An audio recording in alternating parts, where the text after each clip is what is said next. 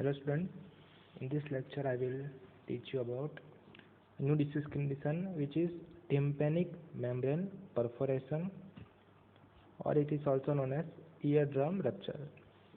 In this lecture I will going to teach you about definition, causes, clinical manifestation, diagnostic evaluation, management, and at last complication. So we will start first with definition.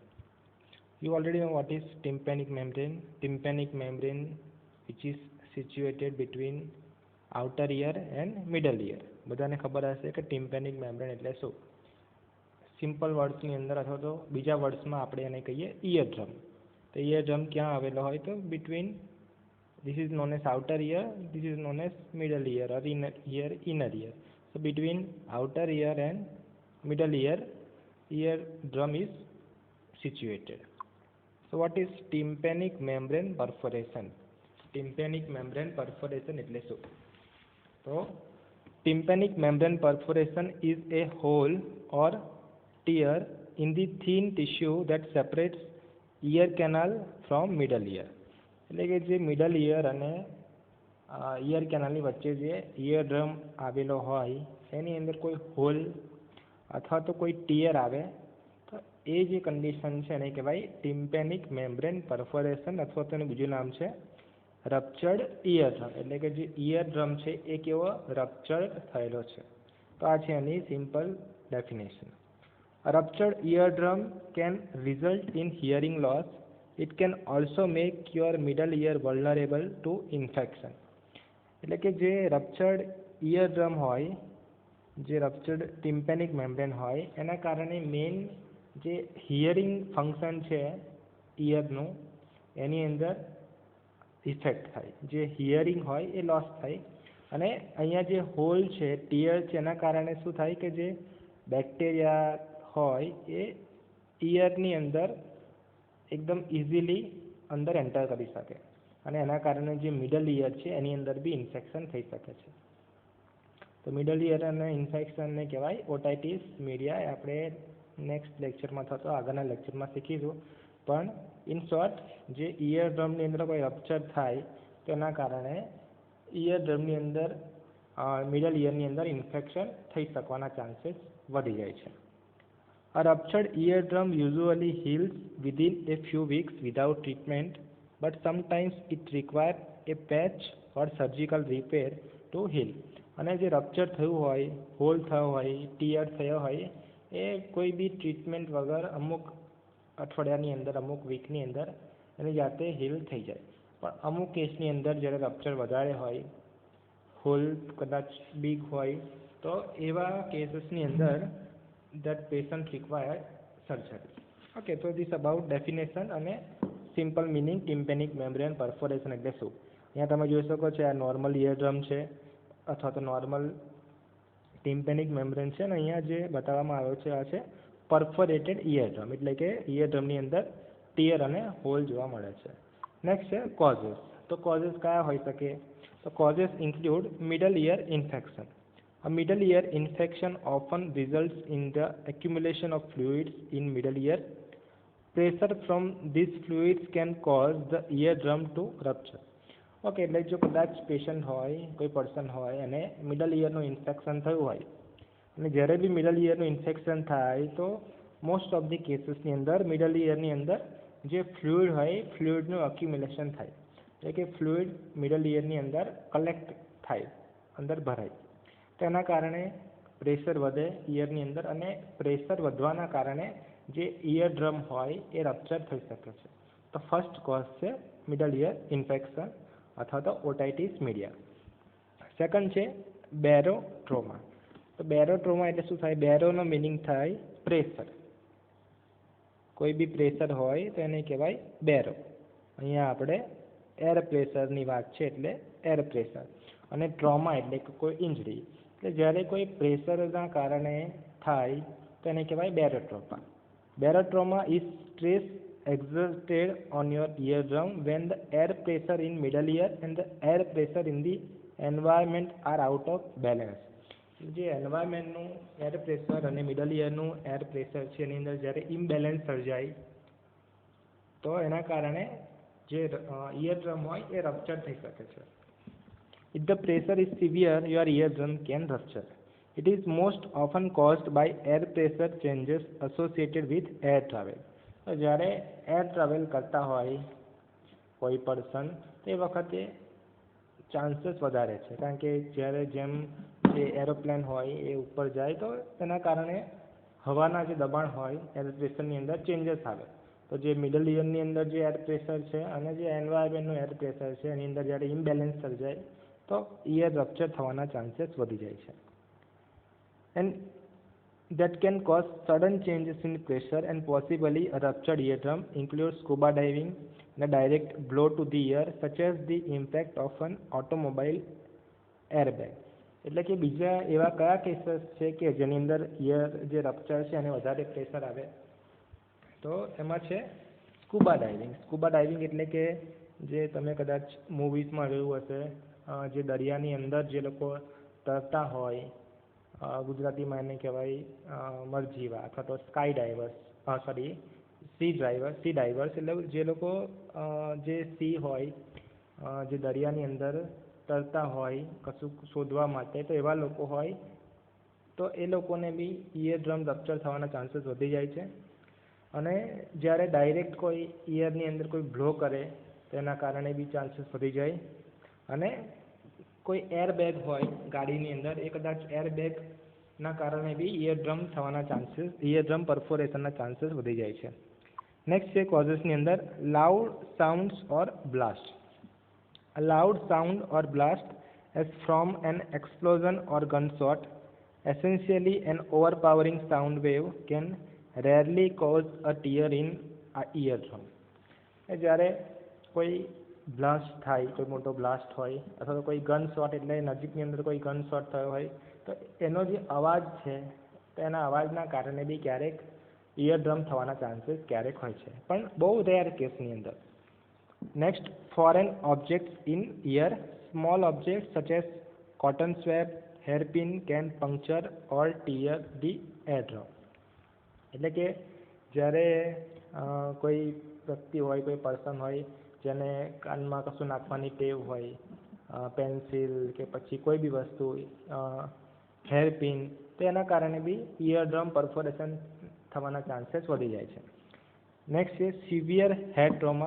Severe injury such as skull base fracture may cause the dislocation of or damage to middle and inner ear structure, including eardrum. અથવા તો જ્યારે કોઈ injury થાય, કોઈ skull fracture થાય, જે હેડ છે એને કોઈ વધારે ઇમ્પેક્ટ હોય તો એના કારણે જે ઇનર ઇયર છે, મિડલ ઇયર છે એને બી નુકસાન થાય, અને સાથે સાથે મિડલ ઇયર, ઇનર ઇયરની સાથે સાથે જે ઇયરડ્રમ હોય એને બી નુકસાન થઈ શકે છે ને એને બી એના અંદર બી પરફોરેશન થઈ શકે છે. So this all about causes of the eardrum perforation or eardrum rupture, which is otitis media, barotrauma, loud sound, foreign objects અને severe head trauma. નેક્સ્ટ છે સિમ્ટમ્સ. જ્યારે બી ઇયરડ્રમ પરફોરેશન થાય તો પેશન્ટની અંદર કયા કયા સિમ્ટમ્સ જોવા મળે? તો ફર્સ્ટ છે ear pain. Next mucus like pus filled or bloody drainage from ear. ક્યારેક પેશન્ટને માંથી જે ઇયર જે રપ્ચર છે, જે હોલ છે એની અંદરથી પસ અથવા તો ડ્રેનેજ નીકળે. Hearing loss. Next ringing in your ear. એ રિંગિંગ સાઉન્ડ સંભળાય એને કહેવાય ટિનિટસ. તો કદાચ એક્ઝામમાં પૂછાય what is the meaning of tinnitus. Tinnitus meaning થાય ringing sound in the ear. Next છે સ્પિનિંગ સેન્સેશન, વર્ટિગો, એટલે કે પેશન્ટને ચક્કર આવે. તો પહેલાં લેક્ચરમાં તમને કીધું હતું કે મેઇન ફંક્શન શું છે ઇયરનું, તો એ મેઇન ફંક્શન છે હિયરિંગ અને સાથે સાથે બેલેન્સિંગનું. એટલે જ્યારે બી કોઈ ઇયરને લગતો કોઈ પ્રોબ્લેમ થાય તો પેશન્ટને મેઇન સિમ્ટમ્સની અંદર કદાચ હિયરિંગ લોસ હોય અથવા તો રિડ્યુસ હિયરિંગ લોસ હોય અને સાથે સાથે પેશન્ટને વર્ટિગો અથવા તો ચક્કર આવે. નેક્સ્ટ છે nausea or vomiting that can result from vertigo. So these all are the symptoms of the eardrum perforation. Next છે diagnostic evaluation. તો first include laboratory test. If there is discharge from ear, doctor may order a laboratory test or culture to detect a bacterial infection of middle ear.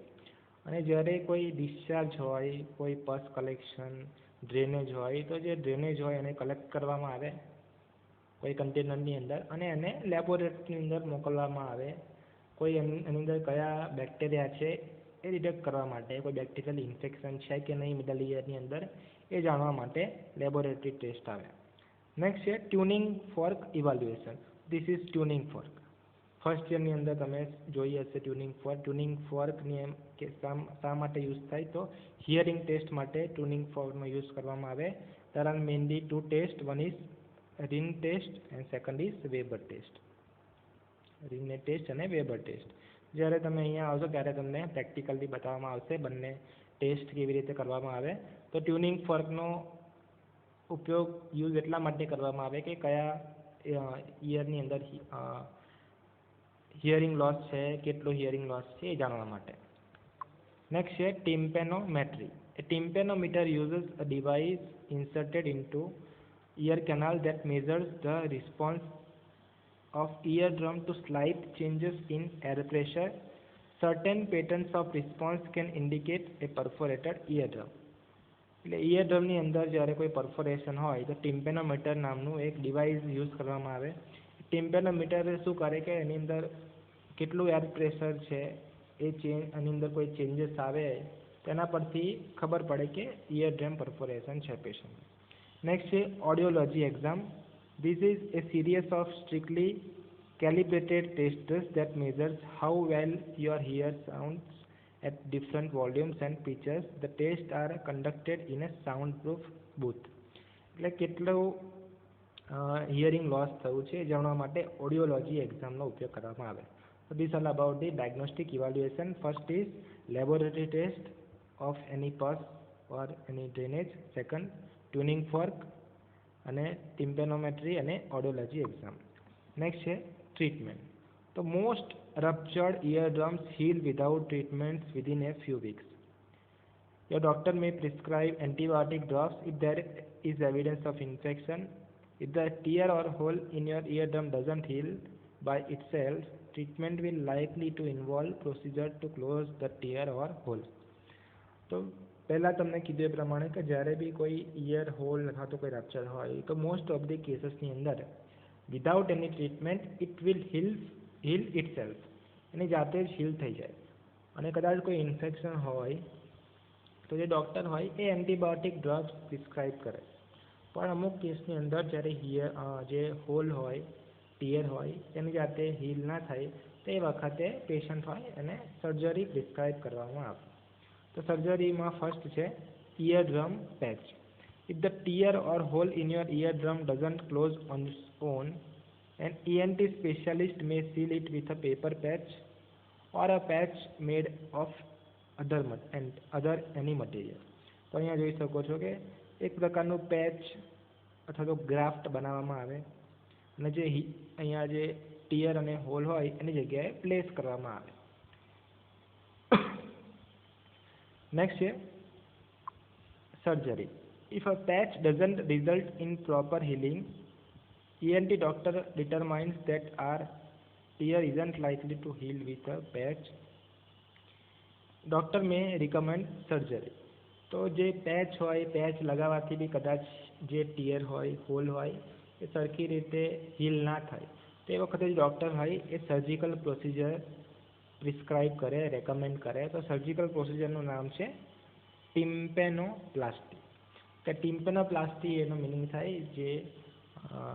જે ઇયરડ્રમ છે એને સરખી રીતે ફરીથી એનું surgery કરવી, surgery of the tympanic membrane. Surgeon grafts a patch of your own tissue to close the hole in the eardrum. This procedure is done on an outpatient basis. In an outpatient procedure, you can usually go home the same day unless medical anesthesia condition require a longer hospital stay. Okay, તો જે procedure કરવામાં આવે એની અંદર જે doctor હોય એ તમારા on tissue use કરે, on tissue એનો ગ્રાફ્ટ બનાવે. ગ્રાફ્ટ હોય એ અહીંયા જોયું છે, અહીંયા છે એ રીતે સેમ ગ્રાફ્ટ હોય એનાથી જે હોલ હોય ટીયર હોય એને ફિલ કરી દે. અને કેવી પ્રોસિજર છે તો આઉટ પેશન્ટ પ્રોસિજર છે. પેશન્ટ આવે, પ્રોસિજર કરાવે, જ્યાં સુધી એનેસ્થેશિયાની ઇફેક્ટ હોય ત્યાં સુધી પેશન્ટ હોસ્પિટલની અંદર એડમિટ રહે. એકવાર એનેસ્થેશિયાની ઇફેક્ટ પૂરી થઈ જાય એના પછી પેશન્ટને યુઝ્યુઅલી ડિસ્ચાર્જ કરી દેવામાં આવે.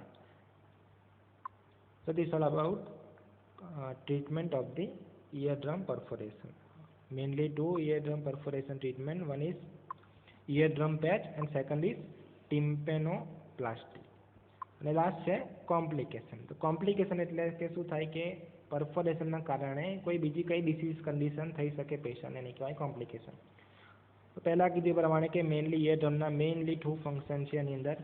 ફર્સ્ટ ફંક્શન છે હિયરિંગ અને સેકન્ડ છે protection. Hearing, when sound wave strike it, your eardrum vibrates. The first step by which structure of your middle and inner ear translate sound waves into nerve impulses.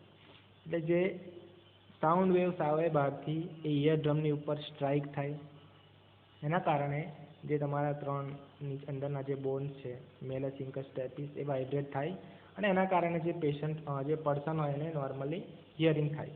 તો જ્યારે બી પેશન્ટને ઇયરડ્રમની અંદર rupture હોય તો પેશન્ટને શું થઈ શકે, હિયરિંગ લોસ થવાના ચાન્સીસ વધી શકે.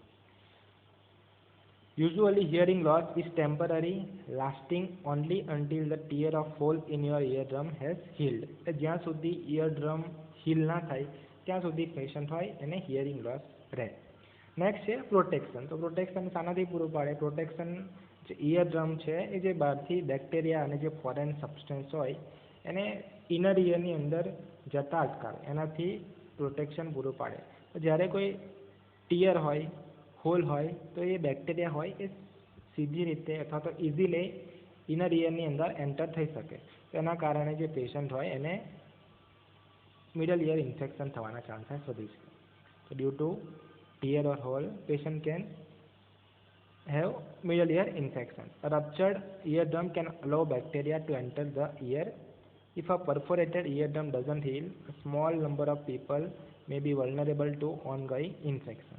અને હીલ ના કરવામાં આવે તો પેશન્ટને મિડલ ઇયર અને ઇનર ઇયરનું ઇન્ફેક્શન થઈ શકે છે. So this all about eardrum perforation.